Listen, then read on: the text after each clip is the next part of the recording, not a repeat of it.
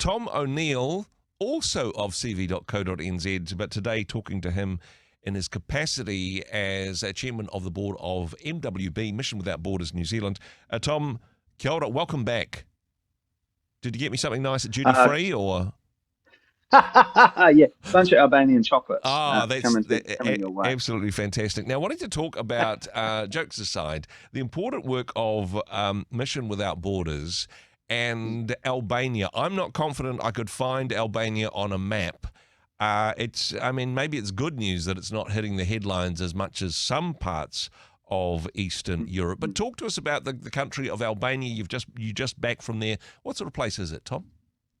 It's actually beautiful. The people are really, really lovely. Gotta say, I felt super safe. It was Wow. one of the few countries I've ever been where I feel I could just walk around until 2 in the morning and, not be robbed or anything. It was really beautiful, beautiful place in terms of countryside, but also people. Pretty modern in some aspects. Went to a place called Durrës Mm-hmm. on the coast, and that was, to rival any resort sort of town in New Zealand and more. Sort of reminded me of the sort of Italian Riviera type thing. It was Wow. it was pretty nice.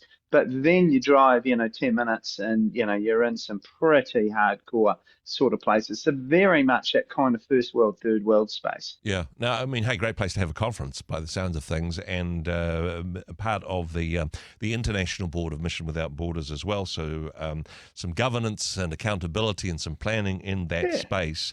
But also, I understand you had an opportunity to visit some of the programs in Albania. That contrast of not resort life for everybody in this part of the world. Some Yeah. people living in pretty tough circumstances. Yeah, well, the thing is, we partner as a mission. We partner with all the local churches. We don't just sort of rock in and give it a go. Yeah. That's a real focus, and so that then gives us the sort of effectively the spiritual and practical sort of mandate to go out and reach out to people authentically through the local churches. So we've got after school clubs. There's sustainable businesses helping out, just buying some machinery maybe for a farmer or some gardening equipment for someone who's wanting to start their own gardening business, child and family sponsorships, all that sort of stuff, and Ukraine emergency relief housing, all those sort of things. So being on the ground, it was amazing. Went to the most beautiful little church. They had an after-school club. And the funny thing, it was Saturday, so they had to bring in all the kids to show them off. But bless their hearts, they were really, the most beautiful, beautiful, little ones. It was a real privilege. From there, went and saw basically the family programs. And Mm-hmm. we looked at three different families. So sort of one starting the program where they really go to the way to not just provide the gospel, but also provide the hands to it. And really, the first family we saw was that had come through it. Yeah. And so they had come through, they'd been out of it for a couple of years, and you could see, just how they were living. It was a lot better than many of the other sort of places we'd sort of been through and so on. And then as we moved to other families, the sort of people who are starting and sort of moving through the program. And it was just really great to see just tangibly how Mission Without Borders is making a difference, particularly in Albania. That is absolutely fantastic. As I say, not a part of the world that is necessarily hitting the headlines, but one of the parts of the world that Mission Without Borders is still working in. I'm not going to put you to the test, but other countries in Eastern Europe would be fair. Yeah. Just wanted to get your comments as well on the situation in Ukraine. There were hopes of a negotiated peace possibly happening in Turkey over the last few days. I understand that's been pushed back 24 hours. There's some debate about who's even going to turn up to the peace process. Meanwhile, for the people of Ukraine, of course, holding on to hope, the war, the bombing of civilian settlements seems to have increased significantly in the last wee while. What's an update? I'm sure you talked about this at your conference. What's the latest of how the war is affecting people in Ukraine at the moment? It's just super tragic. I mean, it's beyond belief. They've been invaded. We've got refugees fleeing, and people dying left, right, and centre. Mission Without Borders has lost staff Wow. due to enemy, to Russian action.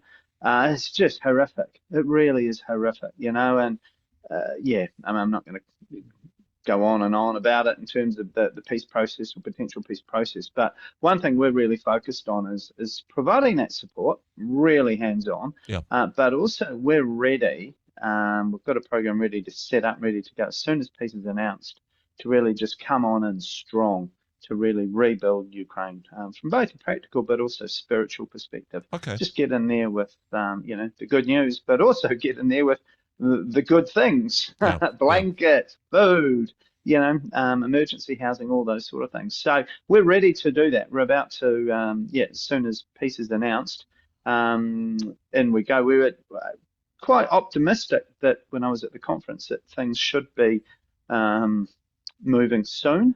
Yep.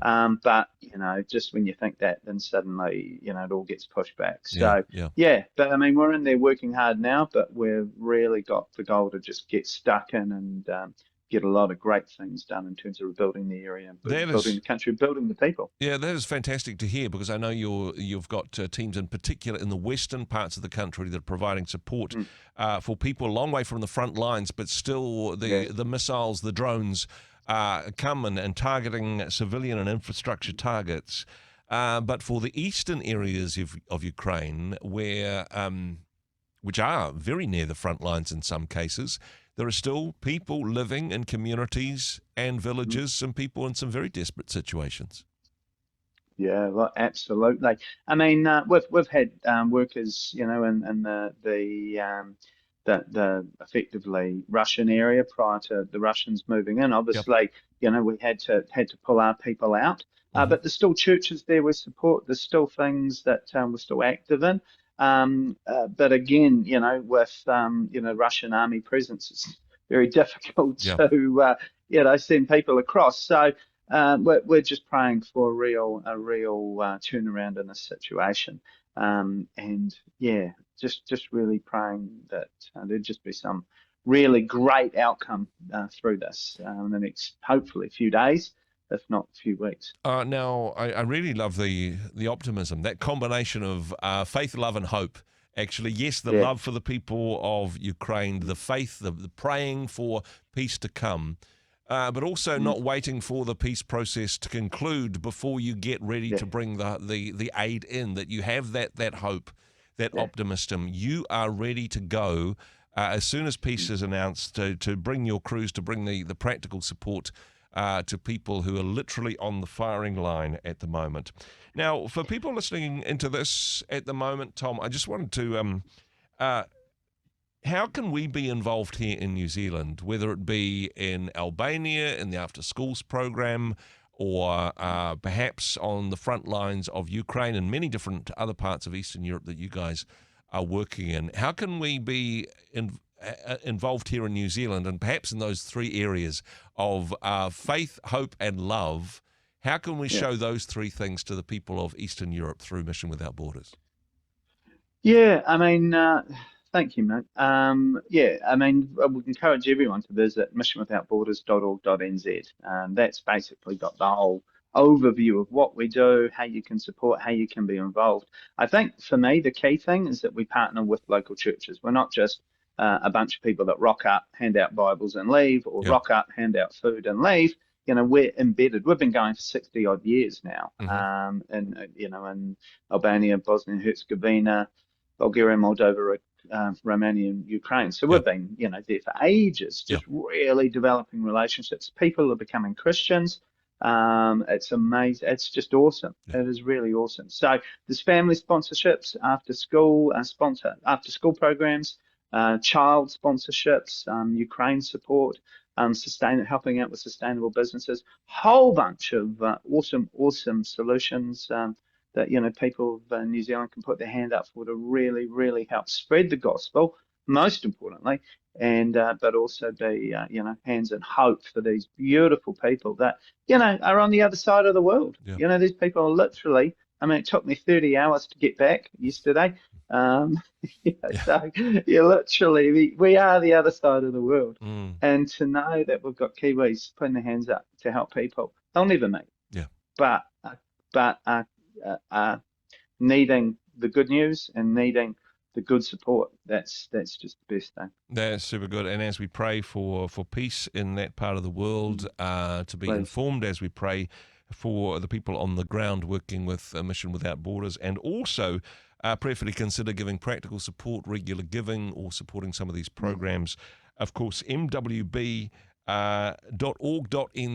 is the place to go for more information about all of that. Tom, thank you for the work that you do. Welcome back, and thanks for taking the time to chat with us today. Genuine pleasure, Matt. God bless. Hey, thanks very much for joining us in the Rhema studio. Thanks very much for watching the interview. It's kind of nice to have an audience, actually. And if you did like what you watched, then do give us a like, do give us the thumbs up. And if you'd like to see more interviews like that one, or perhaps even better, subscribe and those interviews will come straight to you. Don't forget to turn on your notifications, and we'll see you in the next one. Cheers.